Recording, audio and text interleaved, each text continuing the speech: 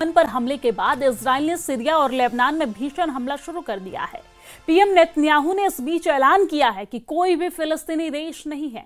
उधर इजराइल की घोषणा से भड़के अरब देशों ने युद्ध की तैयारी भी शुरू कर दी है। दोहा में इजराइल से मोर्चा लेने के लिए 22 देशों ने वॉर प्लान बना लिया है। इजराइल के खिलाफ एटमी युद्ध भड़काने की साजिश भी चल रही है और इन सब के बीच प्रेसिडेंट ट्रंप ने अरब देशों में गाजा की धमकी दे डाली है। रिपोर्ट देखिए।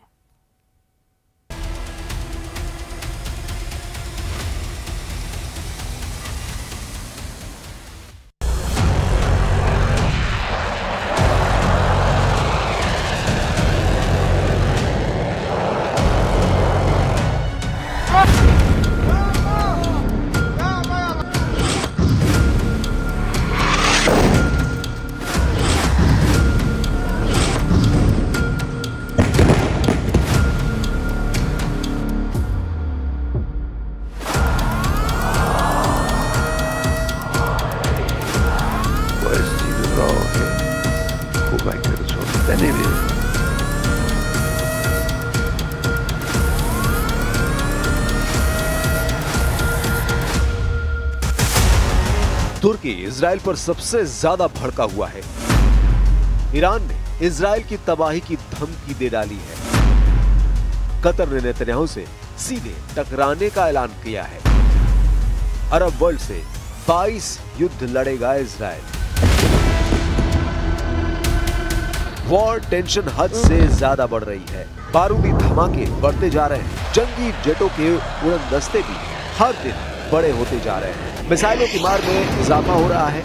इजराइल के दुश्मनों की गोलबंदी भी तेज हो गई है, जिसकी वजह से पीएम नेतन्याहू का क्रोध लिमिट क्रॉस करता जा रहा है। हमास को गाजा में बारूदी डोज दे रहे इजराइल ने एक हफ्ते के भीतर कई फ्रंट पर भारी तबाही मचाई है। 6 देशों में इजराइल ने घुसकर दुश्मनों का सफाया किया है। 9 सितंबर को इजराइल ने कतर की राजधानी दोहा पर जंगी जेट से मिसाइलों की बौछार कर हमास लीडर खलील अल हय्या के बेटे का सफाया किया। अगले दिन यमन के सना में हूती सैन्य मुख्यालय को इजराइल ने बारूद बरसाकर जला डाला। इसके बाद इजराइल एयरफोर्स ने लेबनान के बीका में हिजबुल्लाह लड़ाकों के मिलिट्री बेस को बारूदी धमाके में उड़ाया। जिस वक्त लेबनान में हिजबुल्लाह पर हमला हो रहा था, ठीक उसी समय सीरिया के होम्स में फाइटर ग्रुप पर बम बरसाया गया। इसके बाद ट्यूनीशिया में गाजा बेड़े में शामिल 2 समुद्री जहाज पर हमला हुआ है। इस हमले के आरोप इजराइल पर लगे हैं। मतलब हर गुजरते दिन इजराइल नए दुश्मन को निशाना बना रहा है। नेतन्याहू का ये रुख प्रेसिडेंट ट्रंप को भी खौफजदा कर रहा है। ट्रंप ने रूस यूक्रेन युद्ध से ज्यादा ताकत अब खाड़ी युद्ध में झोंक दी है। व्हाइट हाउस से नेतन्याहू के लिए ट्रंप का एक सीक्रेट मैसेज भी भेजा गया है। हालांकि पीएम नेतन्याहू अब किसी की सुनने को तैयार नहीं है। इजराइल ने अरब लीग को बैक टू बैक झटका देने के लिए नई घोषणा की है। नेतन्याहू ने वेस्ट बैंक पर बसे इलाकों के विस्तार के लिए एक समझौते पर हस्ताक्षर किया है। इस कार्यक्रम के दौरान उन्होंने जो ऐलान किया है, उससे पूरे अरब वर्ल्ड में हड़कंप मच गया है। नेतन्याहू का ये बारूदी बयान 22 देशों में युद्ध की आग भड़का सकता है। לא תקום מדינה פלסטינית, ואכן לא תקום מדינה פלסטינית.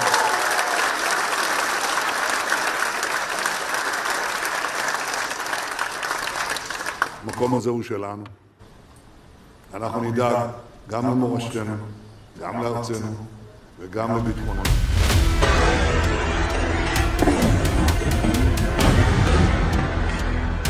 नेतन्याहू ने वेस्ट बैंक पर इजराइल के टोटल कब्जे की मुहर लगा दी है, जिससे फिलिस्तीन का फ्यूचर डार्क दिखने लगा है। हालांकि फिलिस्तीन के लिए इजराइल से भिड़ने के सिग्नल 22 देशों ने दिए हैं। इजराइल को अब कैसे दुश्मनों से युद्ध लड़ना होगा, इसे जाने उससे पहले जानिए आखिर ट्रंप क्यों बैकफुट पर है।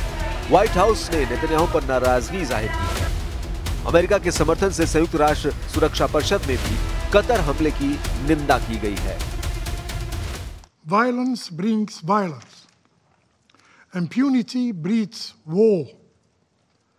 Silence in the international community and of this very Security Council fuels chaos. And yet, this very council remains constrained, unable even to name the aggressor, to qualify aggression as a violation of international law. Qatar पर जिस भीषण अंदाज में Israel ने धावा बोला है, उससे ट्रंप के होश उड़े हुए हैं, क्योंकि कतर में सुपर पावर का मिलिट्री हेडक्वार्टर है। जिस देश में अमेरिका के 8,000 से ज्यादा सैनिक हैं, वहां हमला होने से ट्रंप का दिमाग गर्म हो गया है। हालांकि उन्हें गुस्से का घूंट निकलना पड़ा है, क्योंकि नेतन्याहू ने कतर पर हमले को अमेरिका की ही रणनीति करार दे दिया है। नेतन्याहू ने 9/11 की याद दिलाते हुए ट्रंप को मैसेज दिया है कि जैसे अमेरिका ने 11 सितंबर के आतंकी हमले के बाद यूएनएससी में प्रस्ताव पारित कर आतंकियों को दूसरे देश में घुसकर मारा, वैसे ही इजराइल हमास कमांडरों को मार रहा है। नेतन्याहू यही नहीं रुकने वाले, उन्होंने ये धमकी भी दी है कि जितने भी देश हमास को समर्थन दे रहे हैं या हमास लीडर को बचा रहे हैं, उन सबको बारी बारी से इजराइल दहलाएगा। उधर मुसलमान देशों ने भी कतर को भड़काना शुरू कर दिया है। मिडिल ईस्ट आई की रिपोर्ट के मुताबिक तुर्की, ईरान, पाकिस्तान, सऊदी अरब और संयुक्त अरब अमीरात कतर को इजराइल पर सैन्य कार्रवाई का प्रेशर बना है। कतर में पाकिस्तान के प्रधानमंत्री शहबाज शरीफ मुसलमान देशों की गोलबंदी करने पहुंचे हैं।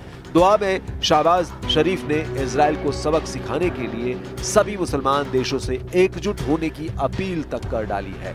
कतर के अमीर शेख तमीम बिन हमद अल थानी से मुलाकात के बाद शहबाज इजराइल पर जमकर बरसे हैं। मुस्लिम देश कतर को इजराइल पर हमले का अभी सही वक्त बता रहे हैं, साथ ही हमले को जायज ठहराने के कारण भी गिना रहे हैं।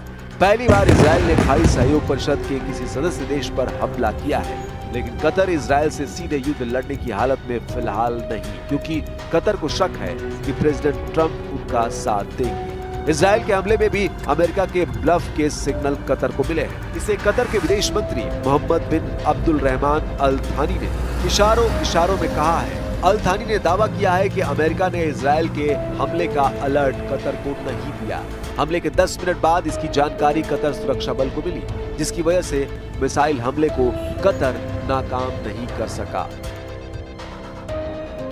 The attack happened at 3:46. The first call we had from an American official was at 3:56, which is 10 minutes after the attack. And after that, President Trump has spoken with His Highness the Emir. He condemned the attack, and the U.S. government positioned that they have no knowledge about the attack nor any coordination about it until it started to happen.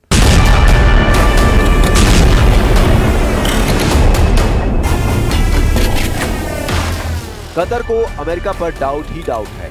इसकी बड़ी वजह Iran Israel युद्ध के वक्त Qatar पर हुआ हमला माना जा रहा है। जब अमेरिका ने ईरान के एटमी ठिकानों पर B-2 बॉम्बर से बंकर बस्टर बम बरसाए थे, तब उसके जवाब में ईरान ने कतर में अमेरिका के बेस पर मिसाइल हमला किया था। उस वक्त हुए हमले का अलर्ट अमेरिका ने सही वक्त पर देकर हमला नाकाम किया था। अमेरिकी राडार ने तब ईरान की मिसाइलों को पकड़ा और उन्हें हवा में ही मार गिराया गया। लेकिन इजराइल के हमले के वक्त एक भी मिसाइल की भनक कतर को नहीं लगी। सबसे ताज्जुब की बात यह है कि कतर कोई कमजोर सैनिक क्षमता वाला देश नहीं है। कतर के पास दुनिया के सबसे एडवांस फाइटर जेट्स हैं, उसके पास राफेल लड़ाकू विमान है, उसके पास F-16 है और उसके पास यूरो फाइटर भी है।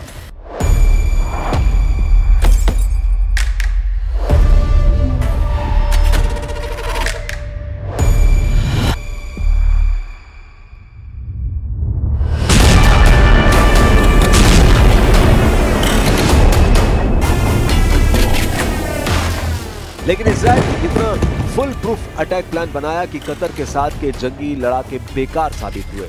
इजराइल ने F-15, F-16 और F-35I स्टील्थ लड़ाकू विमानों से दोहा को टहलाया। इजराइल ने कतर पर हमले को समिट ऑफ फायर नाम दिया, जिसमें 15 जंगी जेट से मिसाइलों की बौछार कर हमास पर हमला किया गया। कतर हमले के बाद हमास ने भी इजराइल से बदला लेने का ऐलान किया है। हमास लीडर फाजी बरहाम ने नेतन्याहू को युद्ध में हराने की चुनौती दोहराई है। يجدد تأكيدنا على أن هذه الجريمة النكراء وغيرها من الجرائم الصهيونية لن تفلح في تغيير مواقفنا الراسخة ومطالبنا الواضحة في وقف العدوان على شعبنا والانسحاب الكامل لجيش الاحتلال من قطاع غزة وتبادل أسرى حقيقي وإغاثة شعبنا وإعادة الإعمار। 15 सितंबर की तारीख जैसे जैसे करीब आ रही है, इजराइल की टेंशन बढ़ती जा रही है। दोहा में अरब इस्लामिक शिखर सम्मेलन में इजराइल के खिलाफ संयुक्त सेनाओं के हमले का ऐलान भी हो सकता है। इजराइल के खिलाफ अरब देशों का हमला इसलिए अब फाइनल माना जा रहा है क्योंकि नेतन्याहू ने अपने E1 फॉर्मूले को लागू कर दिया है, जिससे फिलिस्तीन का वजूद ही मिट सकता है। नेतन्याहू ने E1 सेटलमेंट एक्सपेंशन प्लान पर साइन कर दिए हैं। E1 एरिया यरूशलेम और मार्डेन के बीच में लगभग 12 वर्ग किलोमीटर का रणनीतिक इलाका है। E1 फॉर्मूले के तहत इसी 12 वर्ग किलोमीटर में इजराइल बस्ती बसाना चाहता है। इजराइल इस इलाके में 3400 घर बनाने पर जोर शोर से आगे बढ़ रहा है। इजराइल एक इंच जमीन के लिए किसी से भी टकराने के लिए तैयार है। नेतन्याहू से पहले ट्रंप ने गाजा पर टोटल कंट्रोल का प्लान बनाया था। ट्रंप ने गाजा को नरक के गड्ढे से निकालकर अंतर्राष्ट्रीय क्षेत्र बनाने का ऐलान तक किया था, मगर ट्रंप न बंधक संकट खत्म करवा पाए, न युद्ध रुकवा पाए, न ही वो अब तक हमास को समझा पाए, न ही इजराइल उनके रोके अब रुक रहा है। इजराइल का सख्त रुख सुपर पावर के लिए मुसीबत बनता जा रहा है। जिस दिन अरब वर्ल्ड का संयुक्त हमला इजराइल पर शुरू हुआ, अमेरिका खुद को युद्ध से दूर नहीं रख पाएगा। खासकर तुर्की और इजराइल की भिड़ंत में अमेरिका किसका साथ देगा, ये भी सस्पेंस है। तुर्की नेटो का पावरफुल सदस्य है, वहीं इजराइल अमेरिका का सबसे बड़ा सहयोगी है और अगर दोनों देश टकराते हैं तो नेटो की शर्तों की मजबूरी में अमेरिका को तुर्की का साथ देना होगा। ट्रंप इसी वजह से नेतन्याहू को अब किसी भी देश पर हमले से रोक रहे हैं। हालांकि अब युद्ध को टालना नामुमकिन होता दिख रहा है।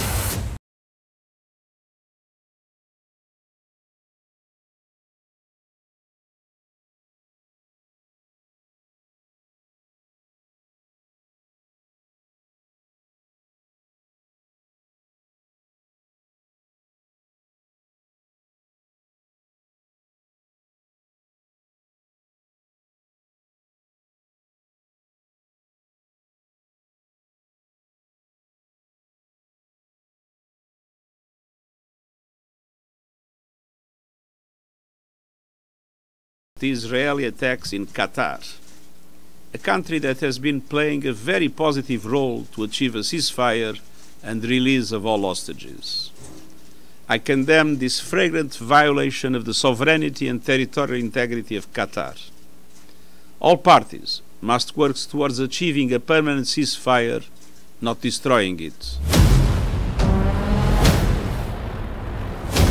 कतर में इजराइल की बमबारी के बाद बंधकों के रिश्तेदार परेशान हैं, क्योंकि कतर ही वो देश है जिसके जरिए हमास से बातचीत अभी तक हुई है। ऐसे में बातचीत पर फुल स्टॉप का मतलब है बंधकों की रिहाई मुमकिन नहीं हो पाएगी। इस वक्त हमास के कब्जे में इजराइल के 22 बंधक हैं, जबकि 38 उन बंधकों की लाशें भी हैं जो हमास की कैद में रहते हुए मर चुके हैं। इसकी वजह इजराइल की बमबारी और ग्राउंड ऑपरेशन भी है। אני רועדת מפחד. אני רועדת מפחד. יכול להיות שברגעים אלה ממש ראש הממשלה בנימין נתניהו בעצם מתנקש במתן שלי וחרץ את גורלו למוות. מי שמחליט לסכן את החיים של הילד שלי בכוונה רוצח אותו. למה ראש הממשלה מתעקש לפוצץ כל סיכוי קטן לעסקה? למה?